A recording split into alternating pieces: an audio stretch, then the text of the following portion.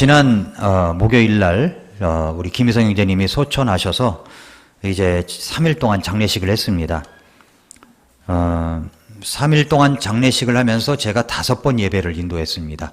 5.15 예배, 입관 예배, 발인 예배, 화장장 예배, 그리고 이제 수목장으로 가서 안장 예배, 이렇게 해서 5번 예배를 인도를 했습니다. 그런데 어제 새벽에는 제가 새벽 2시에 깨가지고 잠이 오지 않는 거예요. 그래서 계속 잠을 잘 수가 없었습니다. 왜 그런가 했더니 입관할 때 가족들의 오열, 그 슬픔, 비통함, 이런 것들이 생각이 나서 잠을 잘 수가 없었어요. 늘 생각이 나는 거예요. 맴도는 거예요. 왜 그러냐면 그 따님이 있는데 우리 김주리 자매라고 아들 하나, 딸 하나 다 결혼해서 결혼해서 이제 큰 아들은 오빠는 아직 아기가 없지만 둘째는 이제 둘을 낳았습니다. 그런데 가족들이 오열하는데 그 주리 자매가 아빠 입관하는 모습을 보고 아빠 미안했어. 아빠 미안했어. 아빠 나는 아직 어려. 나는 아직 아빠가 필요하단 말이야. 근데 나는 이제 아빠가 없어. 아빠 미안해. 아빠 사랑해. 그리고 나는 다시 태어나도 아빠 딸로 태어날 거야. 이 말을 하는데 정말 눈물도 나고 충격이 되더라고요. 나는 다시 태어나도 아빠 딸로 태어날 거야. 얼마나 울었는지 몰라요. 얼마나 울었는지 몰라요. 참 마음속에 슬픔이 있었고 안타까움이 있었습니다마는 그러나 다행스러운 것은 이분이 천국에 먼저 가셨다는 겁니다. 먼저 가셨어요. 저는 5번의 예배를 인도하면서 이것이 전도 집회다 이렇게 생각을 하고 예배를 인도합니다. 왜냐하면 그중 가운데는 불신자도 있고 믿음 안에 들어오지 못한 분도 있고 이렇기 때문에 제가 설교를 하면서 말씀을 주는데 예수 그리스도를 믿어야 천국 간다는 것, 사람은 죽으면 끝나는 게 아니라는 것, 죽은 후에는 영원한 심판이 있고 믿는 자에게는 영원한 천국이 있는데 고인은 영원한 천국에 계시다는 것, 이런 것을 강조를 합니다. 그래서 이제 수목장을 하기 위해서 서종에 있는 안데르센 공원 묘지가 있어요. 우리 전에 한번 정인이라고 아십니까? 정인이, 어린아이가 이렇게 이렇게 말을 올리기가 그렇습니다만은 아이가 죽었잖아요. 그래가지고 정인이 그 수목장이 거기에 있습니다. 그래서 정인이 수목장 가는 길에 가지고 팻말도 있고 그래요. 근데 거기에 이제 송기론 목사님이라고 그 목사님이 운영을 하시는데 내년이 30주년이랍니다. 제가 전에 이제 우리 원로 목사님 가운데 서영계 목사님이라고 또 하나님의 부르심을 받고 천국 가실 때 그곳에 간 적이 있었거든요. 그래서 야, 참 여기 좋다라고 생각을 해서 제가 우리 곽세본 자매님에게 참 그곳으로 모시면 좋겠다라고 생각을 해서 그곳으로 모시게 됐습니다. 그 송기론 목사님이 직접 이제 그 수목장 하는 것도 땅을 파고 그리고 이제 그곳에 이제 화장을 해온 유골을 다 흙과 섞어서 이제 한장을 하고 그러면서 예배를 했는데 그곳에서 제가 마지막으로도 말씀을 전했고 복음을 전했어요. 그래서 이 산을 내려가면 모두 다 잊어버리고 이제 참 그렇게 끝날지 모른다. 또 잊어버린다. 그러니까 지금 여러분들이 예수님을 믿을 결단을 하라고 촉구를 하고 그렇게 했습니다. 믿지 않는 분들도 있기 때문에. 그런데 이제 나중에 식사 시간에 그 송기론 목사님께서 정말 장례식 예배가 복이 됐다고 그러시면서 정말 장례식 때에는 복음을 전해야 된다 이 말씀을 하시더라고요. 그 안데르센 공원 묘지에서 21번의 이 종탑이 있어요. 21번의 종을 이렇게 치는 거예요. 이제 모든 의전을 할 때 예포가 21번이고 21번의 이야기를 쫙 하시는데 21번을 치면서 돌아가신 분을 생각하고 그러는 시간도 갖고 그렇게 했는데 참 좋았습니다. 날씨도 좋았고 참 좋았어요. 이 세상에 살아가면서 이런 일이 없으면 참 좋겠지만 참 우리에게는 일어납니다. 일어나요. 그리고 고난도 오고 환난도 우리에게 찾아옵니다. 이 세상에 고난이 오면 정말 우리가 기뻐하고 오늘 말씀의 제목처럼 고난이 오면 기뻐하고 그리고 편안한 곳이 오면 아니야 하면서 거부하고 그렇게 싫어할 사람이 있을까요? 아마도 없을 것이라고 생각합니다. 저 같아도 고통과 고난은 싫습니다. 싫어요. 그러나 편안한 삶은 아주 좋죠. 여러분도 그러십니까? 안 그러신 분도 있는 것 같은데 믿음이 대단하십니다. 그런데 역사적으로 많은 위인들을 보면 고난을 통해서 성장을 했고 위대한 일을 이룩할 수가 있었습니다. 그런 분들이 뭔가 특별했기 때문에 그렇다고 할 수는 없습니다. 역사학자 아놀드 토인비는 이런 이야기를 했어요. 도전과 응전을 핵심 모티브로 삼아 인류가 발전할 수 있었던 동의는 거친 환경과 가혹한 고난 때문이다. 이런 얘기를 했어요. 예를 들어 이야기한다면 청어를 이제 담아가지고 북해에서 잡아서 육지로 운반할 때 그냥 청어만 담으면 모두 죽어버린답니다. 그런데 그 수족관에다가 물메기 몇 마리를 같이 집어넣고서 운반해서 이제 그 현장에 도착지에 도착해서 열어보면은 아주 청어들이 싱싱한 상태로 그대로 있다는 거예요. 그러니까 적당한 긴장과 위협이 청어를 더욱 활기차게 만들었다는 거죠. 그래서 맹자는 이런 말을 했어요. 생어 우환 사어 안락이란 말을 했습니다. 생어 우환, 걱정과 어려움으로 살게 되고 사어 안락, 편안함과 즐거움으로 죽게 된다. 이런 말을 했습니다. 그러니까 걱정과 두려움이 나를 살게 하고 안락함이 나를 죽음으로 이끈다라는 말입니다. 다시 말하면 걱정과 어려움을 통해 사람은 성장하고 발전하지만 당장의 안락에 젖어 있을 때 사람은 이미 패망의 길로 가고 있는 것이라고 말하는 것입니다. 고난에도 좌절하지 말고 안락할 때 방탕하지 말라는 경계의 말이기도 합니다. 이런 고난 속에서도 용기를 주는 이야기는 종종 많은 현인들이 똑같이 이야기하는 것들이 있습니다. 중국의 근사록이라고 하는 책이 있는데 근사록은 중국 송대의 주의가 대학, 중용, 논어, 맹자 이 책 중에서 핵심적 메시지를 이제 담아가지고 그것을 분명하게 드러내기 위해서 초학자들을 위한 입문서로 가까운 자기로부터 사색해 나가는 기록이라는 뜻을 갖고 있는 그런 책입니다. 그 책에서도 이런 좋은 글귀가 있어요. 가난과 고난과 근심 걱정은 그대를 옥처럼 완성시킨다. 이런 이야기가 있습니다. 그런데 예수님 안에서 구원받은 하나님의 자녀들이 고난 속에서 어떻게 지내야 하는가 하는 문제를 초대교회 당시에 이 사도 베드로는 흩어져 있는 그리스도인들에게 이 말씀을 보냈습니다. 이 말씀을 기록한 거예요. 그러니까 미리 알린 메시지로 알려줬다는 말입니다.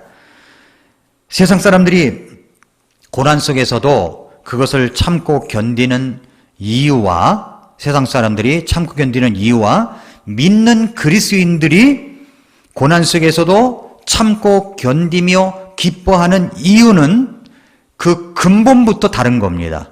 근본이 다른 거예요. 어떻게 다릅니까? 그리고 우리는 고난이 올 때 기뻐하라는 말씀이 많은데 그렇다면 왜 우리는 고난 속에서도 기뻐해야 할까요? 그 이유를 미리 알림 메시지를 통해서 성도들에게 이 베드로전서를 통해서 말씀해 주시고 있는 겁니다. 그래서 1장 3절부터 12절까지 그 말씀을 주시고 있습니다. 우리에게 고난이 있지만 그래도 기뻐할 수 있는 이유, 그것은 어디에 있느냐? 그 말을 전하고 있는데 첫째로 그것은 우리에게는 부활의 산 소망이 있기 때문입니다. 1장 3절에 보니까 하나님 곧 우리 주 예수 그리스도의 아버지를 찬송하리로다. 그분께서 자신의 풍성하신 긍휼에 따라 죽은 자들로부터 예수 그리스도를 부활하게 하심으로 우리를 다시 낳으사 산 소망에 이르게 하셨다라고 했습니다. 우리의 산 소망은 거듭나는 순간부터 주어지는 것입니다. 우리 구주 예수 그리스도께서 이 땅에 오셔서 우리의 모든 죄를 용서해 주시고 그리고 죽으시고 부활하신 그 능력으로 말미암아 우리를 거듭나게 하셨습니다. 그 거듭남의 역사로 말미암아 우리는 살아있는 소망을 갖게 하신 것입니다. 이 땅에서의 소망은 잠시뿐입니다. 그러나 우리의 소망은 죽어도 다시 사는 소망입니다. 죽어도 다시 사는 소망. 어떻게 이런 소망을 갖게 되었다고 그랬죠? 지난주 말씀을 기억하시는 분들은 그것이 첫 번째로 주님의 선택하심 때문이었다라고 말씀했습니다. 거기에서 제가 두 단어를 이야기했었죠. 피 흘림과 피 뿌림은 다르다. 예수님께서 십자가에서 피 흘려 죽으셨습니다. 그런데 그 흘리신 보배의 피가 내게 적용되어서 피 뿌림으로 역사되지 않는다면 아무 소용이 없어요. 예수님이 그냥 십자가에서 죽으셨을 뿐입니다. 그러나 내가 하나님 앞에 죄를 회개하고 예수님을 구주와 주님으로 영접하게 되면 피 뿌림이 내게 응해진 것입니다. 그래서 피 흘림도 있어야 되지만 반드시 피 뿌림이 있어야 된다라고 말씀했어요. 그렇게 해서 주님이 선택하신다는 겁니다. 그뿐만 아니라 주님이 나를 긍휼히 여겨주셨기 때문입니다. 긍휼이라는 말이 무슨 말입니까? 마땅히 저주를 받아야 하지만 불쌍히 여겨주셔서 저주하지 않는 것이 긍휼이라는 단어라고 그랬죠. 나는 저주받아야 할 사람이었습니다. 그래서 죄의 값으로 말미암아 지옥 심판에 들어가야만 했었습니다. 그런데 마땅히 죄의 저주로 말미암아 심판을 받았어야 할 내가 하나님께서 나를 긍휼히 여겨주심으로 말미암아 불쌍히 여겨주심으로 말미암아 나를 구원해 주셨습니다. 긍휼하심이 내게 이루어진 거죠. 그래서 내가 살아난 것입니다. 얼마나 기쁜 일이겠습니까? 놀라운 기쁜 일이죠. 제가 수년 전에 병원에 입원해 있을 때 같은 병실에 있던 강릉에 사는 한 분이 있었어요. 이분의 병명은 방광암이었습니다. 강릉에서 진단받기는 방광을 완전히 떼어내야 된다고 진단을 받은 거예요. 그래서 이분이 기왕 떼어내려면 지방병원이 아니라 강릉에 있는 병원이 아니라 서울에 있는 병원에서 해봐야 되겠다. 그래서 서울 아산병원에 입원하신 겁니다. 입원해가지고 검사를 쭉 해나가는데 검사를 해보니까 이 병원마다 기계가 다르고 의사가 다르죠. 그러다 보니까 검사를 해보니까 방광을 떼어낼 정도는 아니고 그 암을 긁어내면 된다. 이렇게 진단을 받은 거예요. 그분이 암입니다. 그런데도 불구하고 이분이 얼마나 기뻐하는지 몰라요. 너무너무 기뻐했던 것을 지금도 기억합니다. 똑같은 고난인데도 엄청 큰 상황 가운데서 있다가 아주 덜한 상황으로 가니까 그렇게 기뻐하다라는 것입니다. 하물며 여러분, 내가 죽어야 마땅하고 또 절박한 상황에서 예수 그리스도께서 피뿌림을 통해서 나를 선택해 주시고 나를 긍휼히 여겨주셔서 구원해 주신 이 놀라운 사랑은 이루 말할 수가 없는 것입니다. 여러분, 우리가 돌아가시면 잘 몰라요. 그게 우리가 이제 가서 화장을 해서 화구 속에 들어가는 모습을 보니까 이게 서울 공원 추모공원하고 벽제 추모공원하고 좀 다른 것 같아요. 그것을 다 보여주지 않는데, 이게 다 끝나고 나서, 화장 다 끝나고 나서 그걸 다 보여주지 않는데 여기 벽제는 다 보여주는 거예요. 그래서 왜 저렇게 보여줄까? 안 보여줘도 될 텐데 라는 생각이 들었어요. 서울 추모공원 안 보여주거든요. 참, 그러니까 더 오열하죠. 세보세요.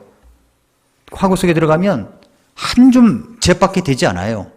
한 줌 재밖에 안 됩니다.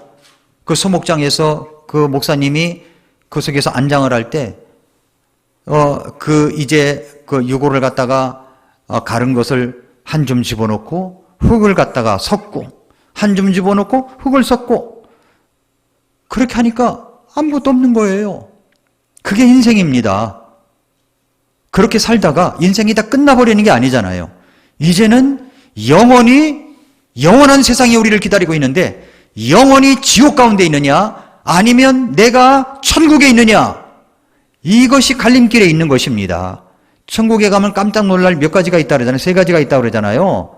그것은 뭐냐면 저 사람은 꼭 와야 올 사람이라고 생각했는데 그분이 안 보이는 것, 이게 깜짝 놀랄이고, 저 사람은 안 올 것 같은데 못 올 것 같았었는데 와 있다는 것이고, 세 번째는 나 같은 사람이 천국에 있다는 것이 깜짝 놀랄 일이라고 그러지 않습니까? 그러니까 이거 정말로 놀라운 일입니다. 내가 구원받았다는 사실이 정말 놀라운 일인 겁니다. 여러분, 그래서 우리는 부활의 산 소망이 생기게 된 거예요. 얼마나 감사한 일입니까? 그래서 고난이 올 때 우리가 첫 번째 생각해야 될 것은 무엇입니까? 우리에게는 부활의 산 소망이 있다, 이 사실을 생각해내야 됩니다. 두 번째는 뭐냐면 우리에게는 하늘에 마련된 상속 유업이 있기 때문입니다. 하늘에 마련된 상속 유업, 상속받는 유업이 생겼어요. 1장 4절에 보세요. 썩지 않고 더럽지 않으며 사라지지 아니하고 너희를 위해 하늘에 마련된 상속 유업을 받게 하셨으니, 상속 유업이 됩니다. 상속 유업. 어떤 것일까요? 상속 유업을 받게 하셨습니다. 어떤 것일까요? 세상은요, 점점 더 편리하고 최첨단 시스템을 활용하여 모든 것이 그렇게 바뀌어져 가고 있습니다. 그러니까 우리가 사는 집도 그렇고 우리가 타는 자동차도 마찬가지입니다. 이제는 자동차도 출발 5분 전, 10분 전에 미리, 겨울은 따뜻하게, 여름에는 시원하게 미리 시동을 걸어 놓는 것은 일도 아닙니다. 이제는 집안의 에어컨도 집에 도착하기 전에 미리 시원하게 해놓을 수 있고 그렇게 할 수가 있습니다. 또 아파트에 들어갈 때 차량 등록을 해놓잖아요. 해놓으면 차단기가 자동으로 열릴 뿐만 아니라 요즘 아파트는, 어떤 아파트는 그 차가 아파트로 들어왔다는 것을 자기 집에 알려준대요. 자기 집에 신호가 몇 번이 들어왔습니다, 이렇게 알려준대요.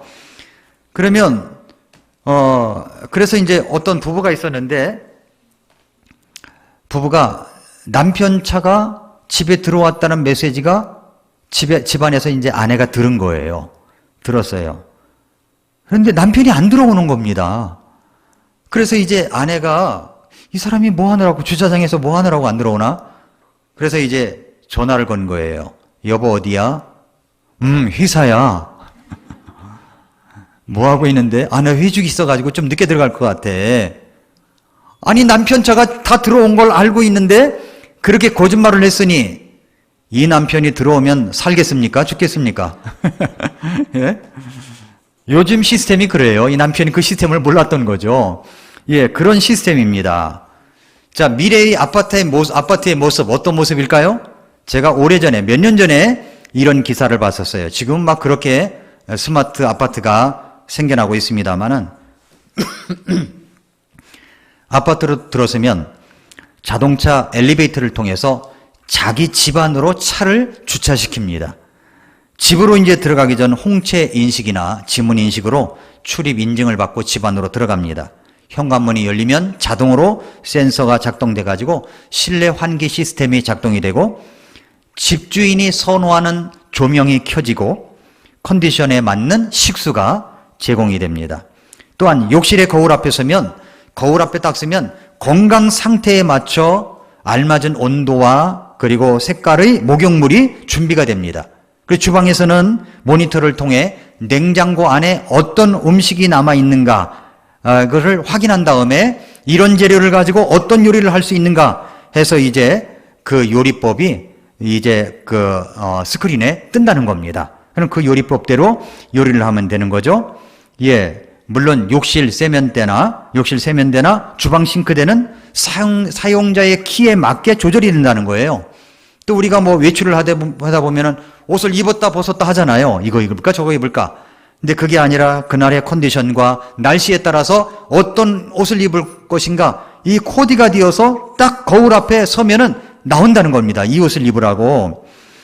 그래서 이제, 그리고 또 가족과 함께 책을 읽고 게임을 즐길 수 있는 공간은 기본적으로 되어 있고, 커피를 마실 때, 또 어떤 때, 이런 등등의 어떤 컵을 사용하고 그 분위기에 맞는 음악이 흐르고 조명이 조절이 된다는 겁니다. 집이 나의 기분을 알아맞춰서 똑똑한 공간이 된다는 거죠. 자, 이런 아파트 여러분이 들어간다고 한번 생각해 보십시오. 좋습니까? 너무 당황이 되시는 것 같은데. 네, 아주 좋을 것 같아요. 그죠? 좋을 것 같아요. 자, 자기 아파트 실내 안에 자동차를 주차할 수 있어요. 저는 저희 집이 이제 아파트가 지은 지 오래돼가지고, 이 아파트 이제 엘리베이터를 타면 지하 주차장하고 연결이 돼야 되는데, 연결이 안 되고 1층까지 와서 다시 나와가지고 주차장으로 내려가는 겁니다. 그러면 주차를 해놓은 곳이 생각이 안 날 때가 있지 않습니까? 이 지상에 앞에다 주차했나 뒤에다 주차했나 이걸 잘 기억이 안 나는 거예요. 지하 몇 층에다 해놨지? 이것도 기억이 안 나요. 지하 4층에다 했을 거야. 그래서 지하 4층에 내려가 보니까 아무리 눌러도 이 삑삑 소리가 안 나. 3층에 올라와서 해보니까 3층에 와 있어. 내 기억력이 그저께 거로 작동이 됐던 거예요. 이런 경우가 또 얼마나 많은지 몰라요. 그런데 자기 아파트, 자기 집 공간 안에 차가 또 이렇게 한쪽에 주차된다고 하니까 얼마나 편리하겠습니까? 너무 편리하겠죠? 네, 이런 시스템이 갖추어진 아파트도 있다는 겁니다. 이제는 사물 인터넷 솔루션을 적용해서 내가 생각한 대로 이루어지는 세상이 오고 있는 것 같습니다. 집으로 돌아가는 길에 에어컨, 보일러, 가스불도 켤 수가 있고 끌 수도 있습니다. 로봇 청소기를 또 스마트폰으로 해서 작동을 하면 자기가 또 청소를 싹 해놓습니다. 이런 정도만 되더라도 얼마나 좋습니까? 이런 정도는 이제는 놀라지도 않을 수준이 된 것 같습니다. 그런데 어느 날 내가 이런 곳에 들어갈 수 있는 아파트가 당첨이 됐어요. 1년 후에 입주가 가능한 곳입니다. 지금 내가 살고 있는 집은 그러잖아도 이사 가고 싶은 마음이 굴뚝 같은 그런 집이었어요. 근데 보니까 교통도 편하고 교회 오기도 편하고 그런 장소에 있는 겁니다. 모든 가족들이 그 아파트에 입주할 날을 기다리고 또 기다릴 겁니다. 지금 사는 곳이 비록 비가 새고 겨울이면은 우풍이 세서 좀 춥기는 하지만 까짓거 1년을 못 기다리겠습니까? 어려운 일이 있어도 힘든 일이 있어도 1년을 기다릴 겁니다. 또 때로는 새를 살아서 기가 죽고 힘든 일도 있지만 참고 참을 것이고 기다리고 또 기다릴 것입니다. 그런데 여러분 이걸 아십니까? 이 땅에 살고 있는 집은 시간이 갈수록 낡아집니다. 그렇죠? 우리가 살고 있는 집을 생각하지 말고 이 몸, 장막집을 생각해 보세요. 장막집이 무너지면 성경이 그랬죠? 이 장막집은 시간이 갈수록 낡아집니다. 그렇죠? 낡아집니다. 그러니까 연세 드신 분들 이렇게 보면은요, 얼굴이 굉장히 좋아지셨어요. 동안 같아요. 이러면 얼마나 좋아하는지 몰라요. 연세 드신 분을 향해서 정말로 세월이 가는 걸 느낍니다. 이러시면요, 그건 욕이에요. 예, 아주 싫어합니다. 예, 정말 그래요. 그런데 성경에 뭐냐면 우리 장막집은 무너지게 돼 있다는 겁니다. 장막집은 무너지는 거예요. 세월이 갈수록. 그러니까 너무 슬퍼하지 마세요. 장막집은 무너지는 겁니다. 그런데 여러분, 우리의 영원히 거쳐야 할 집이 우리를 기다리고 있습니다. 그 새 집 여러분이 무슨 돈 주고 당첨이 됐습니까? 아니면은 무슨 여러분이 구했습니까?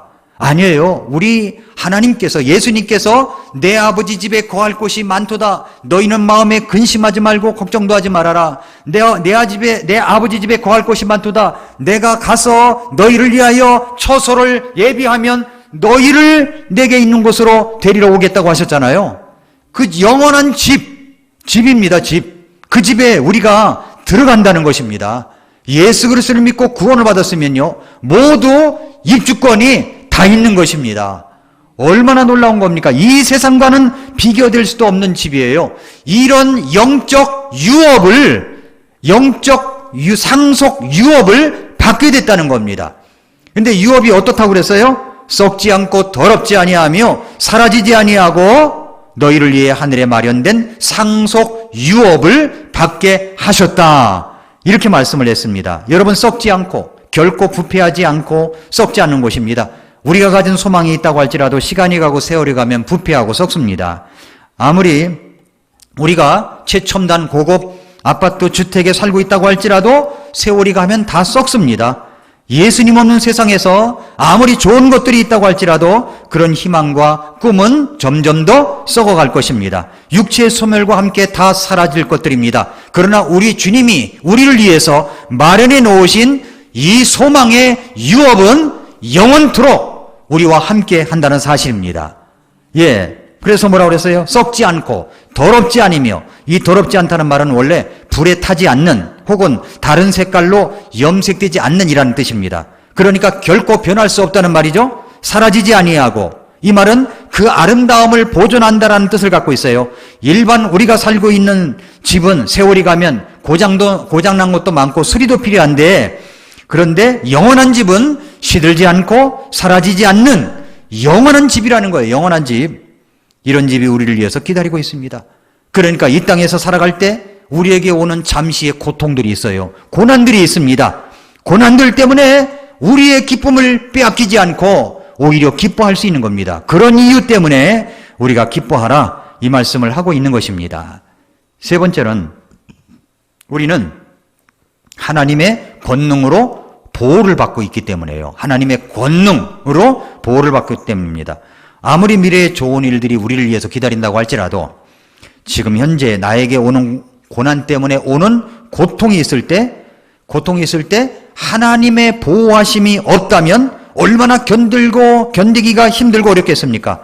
그래서 성경은 미래 상속 유업이라는 것은 미래적인 측면이고, 지금 이제 이 말씀은 현재적인 측면에서도 아무리 고난이 온다고 할지라도 기뻐할 이유가 있다라고 말씀하고 있는 거예요. 1장 5절을 보세요. 너희는 마지막 때에 드러내려고 예비된 구원에 이르도록 믿음을 통해 하나님의 권능으로 보호받고 있다고 그랬습니다. 여러분, 구원받은 성도들은 하나님께서 권능으로 보호를 해 주십니다. 여기서 권능이라는 말이 놀라운 말입니다. 이걸 그리스어로 이야기한다면, 헬라어로 얘기한다면 디나미스예요. 디나미스라는 말은 전능한 파워라는 말입니다. 전능한 파워. 이것은 이적적인 능력을 말하는 겁니다. 그런 하나님의 능력으로, 권능으로 우리를 보호해 주십니다. 그런데 하나님의 권능으로 보호받고 있다고 할 때 그 앞에 뭐라고 되어 있어요? 구원에 이르도록 믿음을 통해 라고 그랬어요. 구원하는 믿음을 통해서 그렇게 하나님께서 권능으로 보호를 하시는 것입니다. 어떤 사람들은 구원을 받고 나서 그 구원을 잃어버릴 수도 있다고 가르치는 곳이 있어요. 여러분, 유명한 목사님들 가운데서도 지금 이름만 이야기할 수 있는 목사님 가운데서도 구원을 잃어버릴 수 있다고 가르치는 분들이 있습니다. 가짜입니다. 그것은 가짜예요. 근데 그분이 꼭 이제 에세이적으로 이 설교를 하다 보니까 사람들의 마음이 그냥 좋거든요. 그러니까 다른 사람들에게 이 설교 들어봐라, 저 설교 들어봐라. 목사님 앞에 왔을 때, 목사님, 이런 목사님 설교 들어보셨어요? 얼마나 좋은지 몰라요? 하고 목사님 마음에 고통을 주는 분들이 있어요. 아니, 자기 교회 목사님 말씀이 좋다고 해야 목사님이 기분 좋지? 딴 곳에 가서, 여러분 보세요. 집에서 음식을 했는데, 먹기는 아주 잘 먹고 있는데, 부모님이 그렇게 어머니가 준비했는데, 나가서 음식 먹고 와서, 그 집 엄마가 해준 것이 음식이 더 맛있다고 그러면, 싸대기 맞지. 예. 아니, 그런데 그런 분들 보면은요, 어떤 분들은 구원을 잃어버릴 수 있다고 가르치는 거예요. 깜짝 놀랄 일입니다. 깜짝 놀랄 일이에요. 구원을 잃어버릴 수가 있습니까? 한 번 구원은 영원한 거예요. 그건 영적인 DNA가 그거는 우리를 증명하고 있는 겁니다. 예수님 믿고 구원받았으면 그 순간에 하나님의 생명책에 이름이 기록된 거예요. 그런데 하는 걸 보니까 좀 나쁘게 행동해. 그러면 그 이름을 지울까요? 지우개를 가지고? 아닙니다. 한 번 하나님의 자녀가 됐으면 끝까지 하나님의 자녀입니다. 구원을 잃어버릴 수 없는 겁니다. 하나님의 권능으로 보호를 받고 있기 때문에 그렇습니다. 구원의 믿음으로 그런 거죠. 구원의 믿음으로. 요한복음 10장 28절 29절에 보면은 내가 그들에게 영원한 생명을 주노니 그들이 결코 멸망하지 않을 터이요 또 아무도 내 손에서 그들을 빼앗지 못하리라. 그들을 내게 주신 내 아버지는 모든 것보다 크심에 아무도 내 아버지의 손에서 빼앗을 수가 없다고 그렇게 말씀을 했습니다. 어느 누구도 하나님 아버지의 손 안에 있는 구원받은 나를 빼앗을 수가 없습니다. 믿음을 통해 구원받았다면 그 구원은 영원한 것입니다. 그러니까 이런 걸 생각하면은 고난 가운데서도 얼마나 기뻐합니까? 감사할 수 있죠? 고난이 오고 시련이 오면 때때로 마음이 무너지게 되고 때로는 낭만고 낙심도 하게 되지만, 그러나 그것 때문에 내 구원이 이루어지는 것은 아니라는 겁니다. 그래도 하나님이 구원하는 믿음으로 나를 그렇게 하나님의 권능으로, 전지전능한 권능으로 나를 보호하고 계시기 때문에 그런 것입니다. 네 번째 이유가 있어요. 우리는 커가는 믿음이 있기 때문입니다. 베드로전서 1장 6, 7절에 보니까 비록 지금은 필요가 있어 너희가 여러 가지 시험으로 인해 잠시 근심하고 있지만 그 구원을 크게 기뻐하나니 이것은 너희 믿음의 단련이 불로 단련해도 없어지는 금을 단련하는 것보다 훨씬 더 귀하여 예수 그리스도께서 나타나실 때 칭찬과 존귀와 영광으로 드러나게 하려 함이니라 그랬습니다. 여러분, 우리가 시험을 당할 때 그 시험을 무슨 시험이라고 그랬습니까? 여러 가지 시험입니다. 여러 가지 시험. 여기서 말하는 시험은요, 두 가지 용도로 쓰여요. 시험이라는 단어가 그리스 헬라어로 보면은 페이라스모스라고 그래요. 페이라스모스라는 말은 두 가지 용도로 썼습니다. 한 가지는 뭐냐면 이것은 금을 판정을 할 때 이게 진짜 순금인가 아닌가를 판단할 때 이 단어를 썼습니다. 왜 우리에게 시험이 옵니까? 그 시험을 통해서 이 사람이 정말 구원받았다고 하는데, 성도라고 하는데 정말 구원받은 성도인지 아닌지를 가려내기 위해서, 진짜인지 가짜인지 이걸 가려내기 위해서 그렇다는 거죠. 그래서 여러분, 시련이 오면 가짜들은 다 도망을 갑니다. 도망을 가는 거예요. 이 코로나도 마찬가지라고 생각합니다. 코로나 이런 시험을 통해서 어떤 사람은요 더 가까이 주님 앞에 와요. 이럴 때 우리 가족 구원해야 되고 나도 믿음 생활 잘해야지 하면서 가까이 오는 사람이 있는가 하면, 어떤 사람은요 아예 떨어져 나가요. 그러니까 편한 게 좋은 겁니다. 집에서 예배드리고 하고 싶은 대로 하고 누워서 예배드리고 그냥 아무런 목장이나 하고 그렇게 하면서 예배 드린다고 하는 거예요. 그 예배 드리는 게 아니에요. 예배 보는 거지. 물론 피치 못할 사정으로 나오지 못하는 분들이 있습니다. 그런 분들은 어쩔 수가 없죠. 그러나 여러분, 나올 수 있음에도 불구하고 하나님 앞에 나오지 않는다면 그 시험 때문에 멀어진 거예요. 진짜 알곡과 가라지가 이렇게 구별이 되는 겁니다. 이런 시험이 우리에게 올 수 있다는 것을 이야기합니다. 또 이 단어는 의사고시를 일컬을 때 사용되었어요. 의사고시. 의대생이 치르는 시험을 페이라스모스라고 했습니다. 이 단어가 이렇게 쓰여졌다는 것을 통해서 시험을 통해서 더 높은 단계를 향해서 간다는 말로 새길 수가 있는 것입니다. 다시 말해서 더 성숙해진 모습으로 간다는 말입니다. 시험은 시험인데 어떤 시험이에요? 여러 가지 시험이에요. 여러 가지 시험. 그 여러 가지 시험이라는 말은 원래 여러 가지 색깔이라는 말입니다. 형형색색의 시험이 인생을 살면서 우리에게 부딪혀 옵니다. 생각해 보십시오. 얼마나 많은 시험들이 있습니까? 내가 예수님을 믿어 구원을 받았다고 해도 이 시험은 똑같이 찾아와요. 그것 때문에 우리는 근심합니다. 시험 때문에 근심한다는 것은 자연스러운 거예요. 그리스도인들도 근심합니다. 그런 사실을 성경도 인정하고 있습니다. 6절을 보면 비록 지금은 필요가 있어 여러 가지 시험으로 잠시 근심하고 있지만 그랬어요. 우리도 근심합니다. 걱정도 합니다. 그러나 근심은 얼마나 갑니까? 잠깐이라고 그랬어요. 잠깐, 잠시. 우리는 근심하는 시간은 아주 잠깐입니다. 아주 짧아요. 어떻게 그렇게 잠시만 근심할 수가 있을까요? 비록 지금은 필요가 있어 너희가 여러 가지 시험으로 인해 잠시 근심하고 있지만 그 구원을 크게 기뻐한다고 그랬습니다. 여러분, 내가 구원받았기 때문에 크게 기뻐하는 거예요. 내가 구원받은 것을 생각하면 가지가지 찾아오는 시험과 시련이라고 할지라도 우리를 근심에서 벗어나게 하신다는 말씀입니다. 우리는 때때로 시험을 통해서, 시련을 통해서 중요한 세 가지 사항을 보여주십니다. 하나는 뭐냐면 시련은 필요할 때가 있다는 거죠. 시련은 우리의 믿음이 참되다는 것을 증명해 주는 동시에 우리에게 겸손을 가르쳐 주기 때문입니다. 시련은 우리의 무력함을 보여줍니다. 그래서 우리는 내 자신을 의뢰하지 않고 주님을 더욱 의뢰할 수 있게 되는 겁니다. 또 시련을 당하면 슬픔과 괴로움이 있게 되죠. 내가 당하는 시련, 아픔은 내게 슬픔과 고통을 가져다 줍니다. 이런 슬픔을 당하게 되면, 이런 고통을 당하게 되면 우리가 어떤 생각이 드냐면 다른 사람들이 당하는 고통, 질병, 아픔을 결코 외면하지 않아요. 외면하지 않아요. 다른 사람이 치명적인 질병에 걸려 있습니다. 그러면요, 내가 아파봤기 때문에 그 아픔을 외면하지 않아요. 더 불쌍히 여기고 가까이 다가서 기도해주고 권면해줍니다. 이야기해줘요. 위로해줍니다. 그 사람이 당하는 고통 비교해보면 별거 아니라고 말하지 않아요. 같이 함께 울어주고 함께 슬퍼해준다는 겁니다. 같이 우는 거예요. 같이 아파하는 겁니다. 자신은 그런 시련을 당해보지 않았으면서도 다른 사람이 겪는 시련의 아픔을 또 다른 사람이 겪었던 시련과 비교함으로써 그 사람의 시련을 하찮은 것으로, 가벼운 것으로 깎아내리는 일을 하지 않습니다. 내가 당해보면 알아요. 그래서 여러분, 이렇게 초상이 나서 우리가 조문을 하고 돌아오면 우리 목사님들 가운데서도 그러면은 편지가 꼭 와요. 내가 어려움을 당해보니까 상을 당한 분들의 것을 이해합니다. 목사님도 어려움을 당할 때 꼭 연락 주세요. 함께 하겠습니다.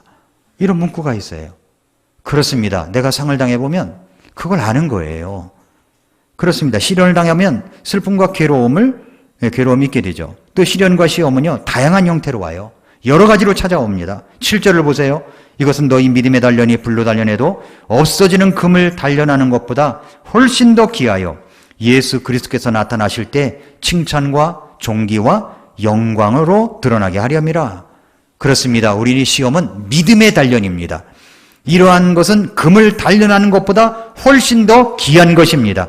그래서 우리 구주 예수님께서 나타나실 때에 칭찬, 존귀, 영광으로 우리를 드러나게 하실 것입니다. 그래서 시험으로 인해서 우리는 더욱더 성숙해진 믿음을 가질 수가 있게 되는 것입니다. 마지막 5번째는 우리의 믿음의 결말, 구원을 받았기 때문에 기뻐할 수 있다는 거죠. 베드로전서 1장 8절 보세요. 너희가 그분을 보지 못하였으나 사랑하는도다. 지금도 너희가 그분을 보지 못하나 믿으며 이루 말할 수 없고 영광이 가득한 기쁨으로 기뻐하나니 이는 너희가 너희 믿음의 결말 곧 너희 혼의 구원을 받았기 때문이라 라고 했습니다. 믿음의 결말은 뭐냐면 우리가 구원받았다는 것입니다. 우리가 믿는 하나님은 눈에 보이는 그런 하나님이 아니죠. 우리가 믿는 예수님은 우리가 직접 본 분이 아닙니다. 그렇지만 우리가 그 하나님을, 예수님을 뵙지는 못했지만 그래도 나를 구원하신 예수님을 사랑합니다. 시험과 고통을 당하는 그 현장에서도 우리는 말할 수 없는 영광이 가득한 기쁨으로 기뻐합니다. 그럴 수 있는 이유가 무엇 때문이라고요? 이는 너희가 믿음의 결말 곧 너희 혼의 구원을 받았기 때문이라고 말씀하는 겁니다. 그러니까 구원받은 것 때문에 우리가 그 고난 속에서도 기뻐할 수 있다는 거죠. 우리가 예수님을 믿는 그 순간부터 우리는 구원받은 사람들입니다. 그리고 우리의 구원은 우리의 사랑하는 주님 품에 안길 때 그 구원이 완성되는 것입니다. 예수님을 영접할 때 구원을 받습니다. 그 구원은 계속해서 자라나야 할 소망인 겁니다. 구원의 소망이죠. 믿음의 결말이 오게 됩니다. 그때 우리의 혼이 구원을 받았기 때문에 우리는 소망 가운데서도 크게 기뻐할 수가 있게 되는 것입니다. 그렇습니다. 믿음의 결말은 구원입니다. 구원 때문에 우리는 기뻐할 수 있고 감사할 수가 있는 거죠. 10절 보세요. 이 혼의 구원에 관하여는 너희에게 임할 은혜에 대하여 대언한 대언자들이 부지런히 조사하고 탐구했다. 그랬어요. 부지런히 조사하고 탐구했다. 11절. 자기들 안에 계신 그리스도의 영께서 그리스도의 고난과 그 뒤에 있을 영광을 미리 증언해 주실 때에 그 영께서 무엇을 혹은 어느 때를 표적으로 보여주셨는지 탐구하였느니라. 다시 말해서 예수 그리스도의 고난과 죽으심을 그리고 부활 성천을 통해서 우리의 구원이 얼마나 놀라운 것인지를 부지런히 말씀을 통해서 명확하게 보여주신 것을 탐구했다는 말입니다. 12절. 그들이 자기들을 위해 그것들을 수행하지 아니하고 우리를 위해 수행하였음이 그들에게 계시되었는데 그것들은 곧 복음을 선포한 자들이 하늘에서 보내신 성령님과 더불어 이제 너희에게 전한 것이요 천사들도 살펴보기를 갈망하는 것이니라. 이 구원이 얼마나 놀라운 것인지 천사들조차도 살펴보기를 갈망한다고 베드로가 이 고난 미리 알림 메시지를 통하여 말씀하고 있는 겁니다. 이것이 바로 우리의 부활의 산 소망입니다. 자, 제가 두 가지 예화를 드리면서 이제 말씀을 마치려고 그래요.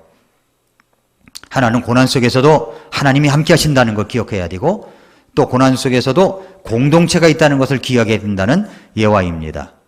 첫 번째는 어느 선교사가 여러 해 동안 아프리카에 선교를 했습니다. 수많은 열정과 노력을 쏟았음에도 불구하고 선교의 열매가 그렇게 쉽게 열리는 게 아니었어요. 열리질 않았어요. 그러던 어느 날 두 아들이 있었는데 여기 큰아들과 작은아들이 병에 걸려서 시름시름 앓더니 그만 세상을 떠났습니다. 두 아들이. 근데 두 아들이 세상 떠나는 모습을 보고 아내가, 선교사님 아내가 충격을 받아가지고 또 시름시름 앓더니 세상을 떠났어요. 갑자기 이 선교사님은 두 아들을 잃었죠. 아내를 잃었죠. 다 잃어버린 거예요. 그 마음속에 이런 마음이 있었습니다. 한꺼번에 가족을 다 잃어버린 마음에 하나님께서는 왜 나에게 이런 시련과 고통을 주시는가? 이 선교가 무슨 내게 유익이 있는가? 그는 고민하다가 결국 선교를 포기하고 이제 고국으로 돌아가려고 짐을 쌌습니다. 그는 짐을 싸서 고향인 미국으로 돌아가는 배에 탔습니다.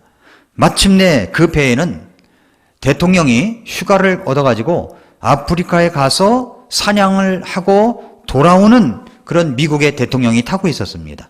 근데 대통령이 그 배가 탄 배가 샌프란시스코에 도착하였을 때 대통령을 맞이하기 위하여 온 수많은 사람들이 선착장에 나와 있었던 거예요. 그 군악대들의 예포 소리와 함께 붉은 주단이 깔리고 사람들은 환호했습니다. 저는 이 예화 보다가 기가 막혀서 대통령 휴가 갔다 오는데 무슨 예포를 울리나 이런 생각이 들었거든요. 저도 이렇게 보면서 화딱지가 나는데 이 선교사님은 얼마나 화가 나겠어요. 그래서 이제 군악대가 빠져나가고 다 나가니까 그 뒤에 선교사님이 홀로 남게 된 겁니다. 이런 생각을 했대요.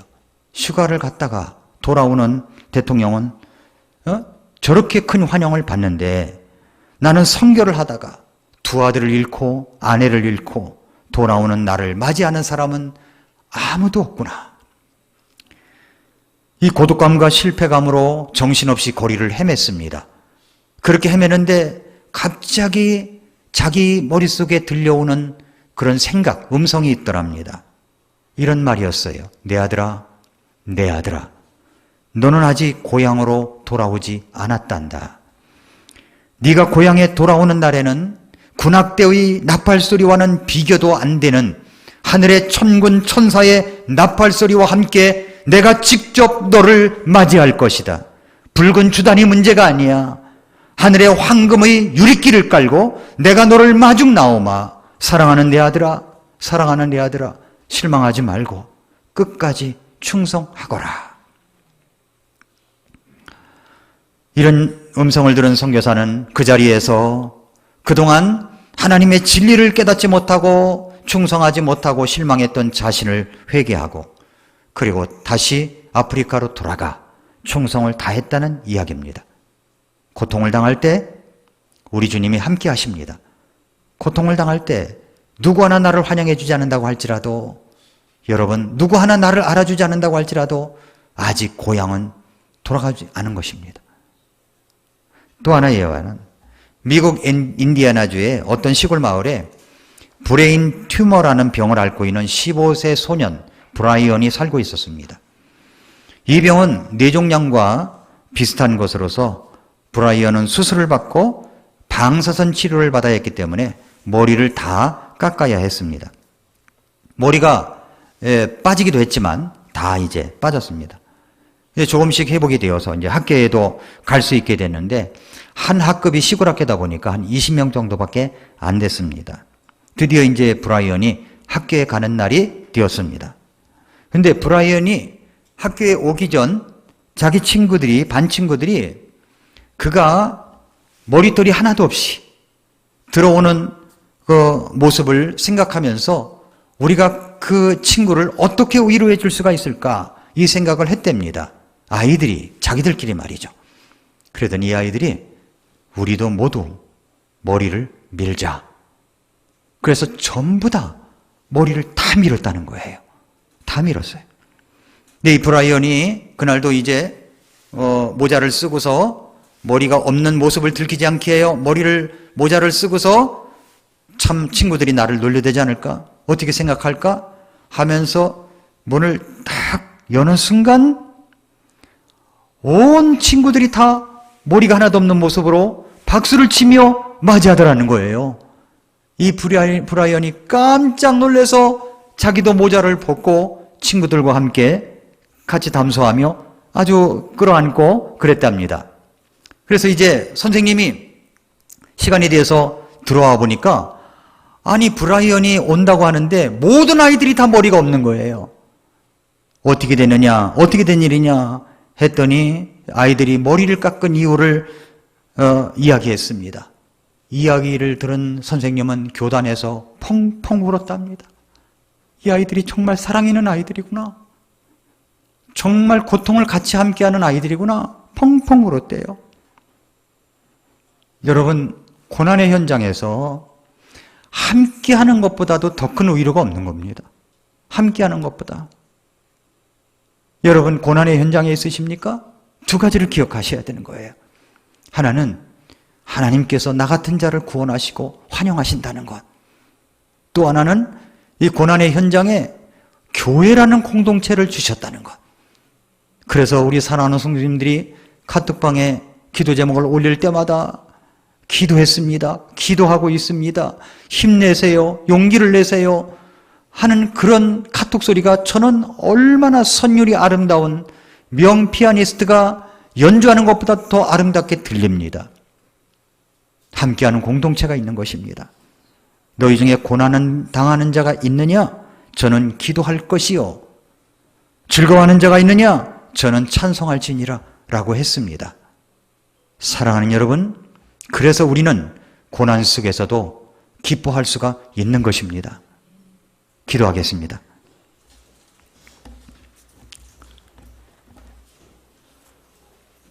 이 시간 조용히 머릿속에서 기도합니다. 우리는 모두 보면 고난이 다 있더라고요. 한 가지 이상은 다 갖고 있습니다. 남들이 알지 못합니다.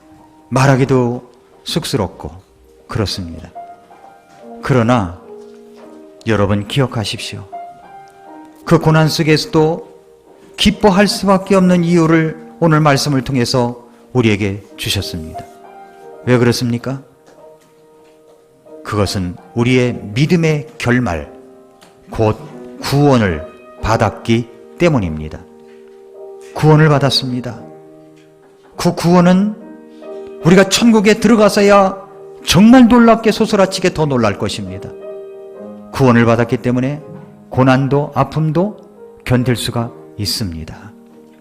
하나님이 여러분을 위로하십니다. 기억하십시오. 아직 우리는 고향에 돌아온 것이 아닙니다.